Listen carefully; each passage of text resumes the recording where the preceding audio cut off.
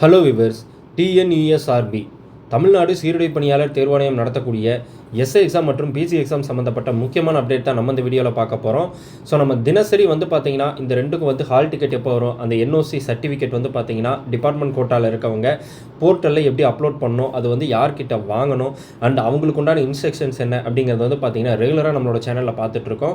So இப்போ தான் first time நம்மளோட சேனலில் பிசி எக்ஸாம் எஸ்ஐ எக்ஸாம் சம்மந்தப்பட்ட வீடியோ பார்க்குறீங்க அப்படின்னா கண்டிப்பாக நம்மளோட சேனலை சப்ஸ்கிரைப் பண்ணிக்கோங்க. ஸோ பிசி எக்ஸாம் அப்படிங்கிறது பார்த்தீங்கன்னா நவம்பர் 9 நடக்க இருக்குது அண்ட் டிசம்பர் 21 பார்த்தீங்கன்னா எஸ்ஐ எக்ஸாமினேஷன் நடக்க இருக்குது. ஸோ இது ரெண்டுக்குமே பார்த்தீங்கன்னா கிட்டத்தட்ட 15 லட்சத்துக்கும் மேற்பட்டோர் படிச்சுட்டு இருக்கீங்க, ப்ரிப்பேர் பண்ணிட்டு இருக்கீங்க. ஸோ ஆல்ரெடி இதில் ஃபஸ்ட்டு பிசி எக்ஸாமினேஷன் அப்படிங்கிறதா வருது. ஸோ பிசி எக்ஸாமினேஷனுக்கும் தனியாக சிலபஸ் நோட்டிஃபிகேஷன், அதே மாதிரி எஸ்ஐ எக்ஸாமினேஷனுக்கும் தனியாக சிலபஸ் அண்ட் நோட்டிஃபிகேஷன் அப்படிங்கிறது வெளியிட்டிருக்காங்க. ஸோ இது ரெண்டுக்குமே பார்த்தீங்கன்னா ஒரு சில பிரிவுகள் ரொம்பவே காமனாக இருக்கும். அண்ட் இதுக்கு ஹால் டிக்கெட் அப்படிங்கிறது பார்த்தீங்கன்னா நம்ம ஆல்ரெடி சொன்ன மாதிரி ஒரு எக்ஸாமுக்கு எப்பயுமே 10 days 15 daysக்கு முன்னாடி தான் ஹால் டிக்கெட் அப்படிங்கிறது வெளியிடுவாங்க. ஸோ அந்த மாதிரி பார்த்தா நவம்பர் 9 எக்ஸாம். ஸோ இந்த October 3rd week or 4th weekல ஹால் டிக்கெட் வருவதற்கான வாய்ப்புகள் அதிகமாக இருக்குது. அதே மாதிரி டிசம்பர் 21 எஸ்ஐ எக்ஸாமினேஷனுக்கு டிசம்பர் 2nd week பார்த்தீங்கன்னா ஹால் டிக்கெட் வருவதற்கான வாய்ப்பு அதிகமாக இருக்குது. அது ரெண்டுமே இந்த டிஎன்யூஎஸ்ஆர்பி வெப்சைட்லேயே டவுன்லோட் ஃபார் ஹால் டிக்கெட் அப்படின்னு சொல்லிட்டு தனியாகவே கொடுப்பாங்க. ஸோ அதில் நீங்கள் போயிட்டு உங்களோட TNUSRB user name and password கொடுத்தீங்க அப்படின்னா நீங்கள் உங்களோட ஹால் டிக்கெட்டை டவுன்லோட் பண்ணிக்கலாம். ஸோ ஹால் டிக்கெட் இருந்தால் மட்டும்தான் நீங்கள் தேர்வுக்கு உள்ள அலோ செய்யப்படுவீங்க. ஓகேங்களா? ஸோ இப்போ ரெண்டுக்குமே தனித்தனியாக சிலபஸ் கொடுத்துருக்காங்க. ஸோ பிசி அண்ட் எஸ்ஐக்கு தனித்தனியாக கொடுத்துருக்க சிலபஸில் இப்போ இது பார்த்தீங்கன்னா எஸ்ஐ எக்ஸாமினேஷனுடையது. இதில் ஜென்ரல் நாலேஜ் அப்படின்னு சொல்லிட்டு ஒரு பிரிவு இருக்குது. ஜென்ரல் நாலேஜில் மட்டும் பார்த்தீங்கன்னா 40 மார்க்குக்கு 80 கேள்விகள் இருக்கும். ஸோ அந்த 80 கேள்விகளுமே general science, history, geography, economics, Indian politics, chemistry, biology, diet and nutrition, environmental science, physics and current affairs இதெல்லாம் இன்க்ளூட் பண்ணதான் பார்த்தீங்கன்னா அது 80 கொஸ்டின்ஸு.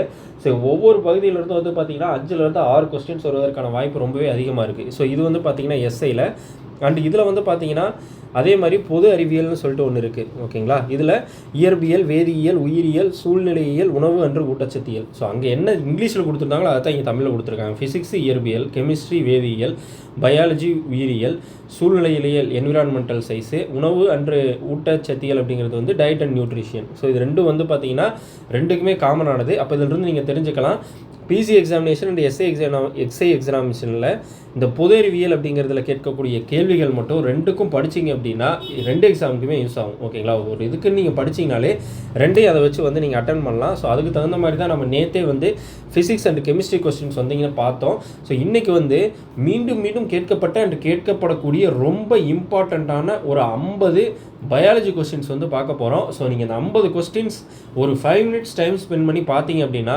நாளைக்கு உங்களோட எஸ்ஐ தேர்வுலையும் சரி, பிசி தேர்வுலையும் சரி, கண்டிப்பாக அதிலிருந்து ஒரு 3 to 4 கேள்விகள் வருவதற்கான வாய்ப்புகள் ரொம்பவே அதிகமாக இருக்குது. ஸோ அது என்ன கொஸ்டின்ஸ் அப்படிங்கிறத பார்த்தீங்கன்னா இப்போ நம்ம பார்க்கலாம். ஸோ ஃபஸ்ட்டு பிரிவு 1 மனித உடலியல். ஓகேங்களா? இதில் 20 கொஸ்டின்ஸ் இருக்குது. ஹியூமன் ஃபிசியாலஜி அது என்னன்னு பார்க்கலாம். இரத்தத்தின் pH மதிப்பு என்ன? 7.4. எலும்புகளை பற்றிய ஆய்வு பிரிவு எவ்வாறு அழைக்கப்படுகிறது? ஆஸ்டியாலஜி. மனித உடலின் மிகப்பெரிய சுரப்பி எது? கல்லீரல். மனித உடலில் உள்ள மிக சிறிய எலும்பு எது? ஸ்டேபஸ். இதய துடிப்பை தொடங்குவதற்கும் கட்டுப்படுத்துவதற்கும் பொறுப்பான இடமாக செயல்படும் தசைக்குழு எது? சைனோஏட்ரியல் முடிச்சு. அடுத்து உணவில் உப்புச்சத்து குறைவதால் எந்த சுரப்பியின் வளர்ச்சிக்கு வழிவகுக்கிறது? தைராய்டு சுரப்பி. நம் உடலின் இரத்த வங்கியாக செயல்படும் உறுப்பு எது? மண்ணீரல். மனித உடலில் உள்ள மொத்த தசைகளின் எண்ணிக்கை தோராயமாக எத்தனை? 639. புரதத்தை ஜீரணிக்க உதவும் நொதி எது? ட்ரிப்சின். போராடு அல்லது பறந்துபோ என்றழைக்கப்படும் ஹார்மோன் எது? அட்ரினலின். விழித்திரையில் நிறங்களை பிரித்தெறிய உதவும் செல்கள் எது? கோன் செல்கள். வைட்டமின் டி குறைபாட்டால் குழந்தைகளிடம் ஏற்படும் நோய் எது? ரிக்கெட்ஸ். நீரிழிவு நோய்க்கு காரணமான ஹார்மோன் குறைபாடு எது? இன்சுலின். ஸோ நீரிழிவு நோய்னா எல்லாருக்கும் தெரியும், சர்க்கரைன்னு சொல்லுவோம், சர்க்கரை நோய் அப்படின்னு சொல்லிட்டு. ஸோ அதுக்கு குறைபாடு காரணமானது ஹார்மோன் பார்த்திங்கன்னா இன்சுலின். ஸோ அதனால தான் இன்சுலின் உடம்புக்கு வேணுங்கிறதுக்காக அந்த இன்சுலின் இன்ஜெக்ஷன் பார்த்திங்கன்னா எடுத்துக்குவாங்க. மனித உடலில் மிக நீளமான செல் எது? நரம்பு செல். இரத்த முறைதலில் முக்கிய பங்கு வகிக்கும் இரத்த கூறி எது? இரத்த தட்டுக்கள். இரத்த அழுத்தம் எதன் மூலம் அளவிடப்படுகிறது? ஸ்பிக்மோ மனோமீட்டர். மனித உடலில் சிறுநீரகங்கள் எதை வெளியேற்ற உதவுகின்றன? யூரியா மற்றும் பிற நைட்ரஜன் கழிவுகள். ஒரு குழந்தை ஆணாக அல்லது பெண்ணாக பிறக்கிறதா என்பதை தீர்மானிப்பது யாருடைய குரோமோசோம்? தந்தையின் குரோமோசோம். மனித உடலில் மிக கடினமான பொருள் எது? பல் எனாமல். கல்லீரலில் சேமிக்கப்படும் விட்டமின் எது? Vitamin A. அடுத்து பிரிவு 2 தாவரவியல் கேள்விகள். இதுலேயும் வந்து பார்த்தீங்கன்னா 10 கொஸ்டின்ஸ் இருக்குது. சமைக்கப்பட்ட உணவுப் பொருட்களை தாவரத்தின் பல்வேறு பகுதிகளுக்கு கடத்துவதற்கு பயன்படும் திசு எது? ஃப்ளோயம். பூக்கும் தாவரங்கள் எந்த பிரிவில் அடங்கும்? ஆஞ்சியோஸ்பெர்ம்கள். தாவரங்கள் சுவாசிக்கும் போது எந்த வாயுவை வெளியிடுகின்றன? கார்பன் டை ஆக்சைடு மற்றும் நீராவி. அடுத்து மகரந்த சேர்க்கைக்கு உதவும் நீர் மூலக்கூறு செயல்முறை எவ்வாறு அழைக்கப்படுகிறது? நீரின் மூலம். ஒரு விதையில் கருவின் முதல் பகுதி எது? அது வேராக வளரும். ரேடிக்கில். பசுமையான காடுகள் ஆண்டு முழுவதும் பசுமையாக இருக்க என்ன காரணம்? அவை எப்போதும் அதிக மழையை பெறுவதால். தாவரங்களில் சேமிப்பு கார்போஹைட்ரேட் எது? தாவரங்களில் சேமிப்பு கார்போஹைட்ரேட் எது? ஸ்டார்ச். தாவர வளர்ச்சியை கட்டுப்படுத்தும் ஹார்மோன் எது? ஆக்சின். ஒரு தாவரத்தின் திசுக்களை அதன் வேரின் நுனியிலிருந்து நுண்ணோக்கி மூலம் ஆய்வு செய்யும் பிரிவின் பெயர் என்ன? ஹிஸ்டாலஜி. தாவரத்தில் காணப்படும் செல் சுவரின் முக்கிய கூறு எது? செல்லுலோஸ். அடுத்து வந்து பார்த்தீங்கன்னா செல் உயிரியல் மற்றும் மரபியல். இதில் வந்து பார்த்தீங்கன்னா 10 கொஸ்டின்ஸ் இருக்குது. புரத தொகுப்பு நடைபெறும் செல்லின் பகுதி எது? ரிபோசோம். சாக்கோசைட்டோசிஸ் மூலம் செல்கள் வெளிப்பொருட்களை ஜீரணிக்க உதவும் செல் உறுப்பு எது? லைசோசோம்.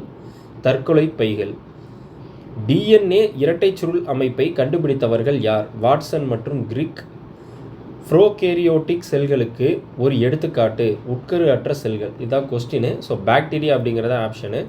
மனித உடலில் உள்ள குரோமோசோம்களின் மொத்த எண்ணிக்கை எத்தனை? 46, 23 ஜோடிகள். டிஎன்ஏவில் உள்ள நைட்ரஜன் காரங்கள் எவை? Adenine, thymine, guanine, cytosine.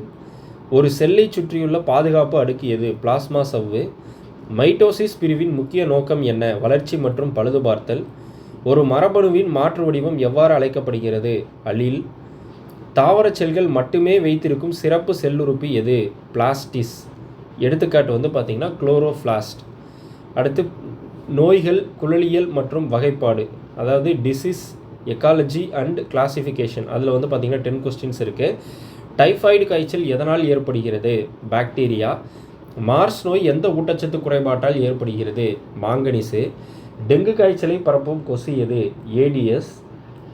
AIDS நோய் பரவுவதற்கான சரியான வழி எது? பாதிக்கப்பட்டவரின் இரத்தம் அல்லது உடல் திரவங்களுடன் தொடர்பு. உயிர் வாழ்வதற்காக 2 வெவ்வேறு உயிரினங்கள் ஒன்றை ஒன்று சார்ந்து வாழும் உறவுமுறை எவ்வாறு அழைக்கப்படுகிறது? ஒத்திருத்தல். ஒரு உணவுச் சங்கிலியில் உற்பத்தியாளர்கள் யார்? பச்சை தாவரங்கள். விலங்குகளை வகைப்படுத்தும் அறிவியலின் அடிப்படை அலகு எது? இனம். உயிர்க்கோளம் என்பது எதை உள்ளடக்கியது? உயிரினங்கள் காணப்படும் வளிமண்டலம், நீர்க்கோளம் மற்றும் நிலக்கோளத்தின் பகுதி. புரோட்டோசோவால் ஏற்படும் நோய் எது? மலேரியா. லினேயஸ் எந்த வகைப்பாட்டு முறையை பிரபலப்படுத்தினார்? இருசொல் பெயரிடும் முறை. ஸோ இப்போ நம்ம பார்த்தது வந்து பார்த்திங்கன்னா ரொம்பவே இம்பார்ட்டண்டான கொஸ்டின்ஸ் அண்ட் இந்த வருஷம் கேட்பாங்க அப்படின்னு எக்ஸ்பெக்ட் பண்ணக்கூடிய கொஸ்டின்ஸு. ஸோ நம்ம நார்மலாக 6th வரைக்கும் 10th வரைக்கும் ஆர் 6th 12th வரைக்கும் படித்தோம்னாலே இப்போ நீங்கள் வந்து பிசி எக்ஸாமினேஷனுக்கு வந்து 10th வரைக்கும் படித்தா போதும். எஸ்ஏ எக்ஸாமினேஷனுக்கு நீங்கள் 12th வரைக்கும் படிப்பீங்க. ஸோ அந்த மாதிரி நீங்கள் கவர் பண்ணும்போது புக் பேக் கொஸ்டின்ஸ் வந்து பார்த்திங்கன்னா ரொம்பவே ஹெல்ப்ஃபுல்லாக இருக்கும். ஃபார் எக்ஸாம்பிள் இப்போ நீங்கள் ஒரு அமிலங்கள்னு எடுத்துக்கிட்டிங்கன்னா இப்போ வந்து ஆரஞ்சில் என்ன இருக்குது, ஆப்பிளில் என்ன இருக்குது, தயிரில் என்ன இருக்குது, பாலில் என்ன இருக்குது அப்படின்னு சொல்லிட்டு அமிலங்கள் மட்டும் படிச்சிங்கனாலே 1 மார்க் வாங்கிடலாம். ஏன்னா அந்த அமிலங்கள் மட்டும் ஒரு 15-20 வகையாக என்ன இதில் இருக்குது அப்படின்னு சொல்லிட்டு. அப்புறம் விட்டமின்ஸ் எல்லாம் வந்து படிக்கணும். ஸோ விட்டமின்ஸ் வந்து எந்தெந்த விட்டமின்ஸு, அந்த விட்டமின்ஸ் குறைபாடுனால ஏற்படக்கூடிய நோய்கள், இது எல்லாமே வந்து பார்த்திங்கன்னா நம்மளோட நெக்ஸ்ட் வீடியோவில் வந்து பார்த்திங்கன்னா நான் சொல்கிறேன். ஸோ என்னென்ன அமிலங்கள் இருக்குது, அந்த அமிலங்கள்னால ஏற்படக்கூடிய நோய்கள், அதை எப்படி சரி பண்ணணும் அப்படிங்கிறதெல்லாம் வந்து அதை படித்தோம்னாலே 1 மார்க் வந்து வாங்கிடலாம். அண்ட் இப்போ நம்ம பார்த்தது வந்து பார்த்திங்கன்னா ரொம்பவே காமனான கொஸ்டின்ஸ், இம்பார்ட்டன்ட் கொஸ்டின்ஸ், கேட்பாங்கன்னு எக்ஸ்பெக்ட் பண்ணக்கூடிய கொஸ்டின்ஸ். ஸோ இந்த வீடியோ உங்களுக்கு ரொம்ப யூஸ்ஃபுல்லாக இருந்திருக்குன்னு சொல்லிட்டு நினைக்கிறேன். ஸோ மீண்டும் நம்மளோட நெக்ஸ்ட் வீடியோவில் இதே மாதிரி கண்டினியூவாக ஒவ்வொரு டாப்பிக்லேயும் வந்து பார்த்திங்கன்னா ஒரு 50 or 100 கொஸ்டின்ஸ் வந்து நம்ம கவர் பண்ணலாம். ஸோ அது வந்து பார்த்திங்கன்னா உங்களோட எக்ஸாம்ஸ்க்கு ரொம்பவே யூஸ்ஃபுல்லாக இருக்கும். அண்ட் நான் முன்னாடியே சொன்ன மாதிரி ஹால் டிக்கெட் அப்படிங்கிறது இன்னும் ஒரு 15 டேஸில் வந்து பார்த்திங்கன்னா பிசிக்கும், நவம்பர் 2nd வீக்கில் வந்து பார்த்திங்கன்னா எஸ்ஏ எக்ஸாமினேஷனுக்கும் வந்து பார்த்திங்கன்னா ஹால் டிக்கெட் அப்படிங்கிறது வெளியிடுவாங்க.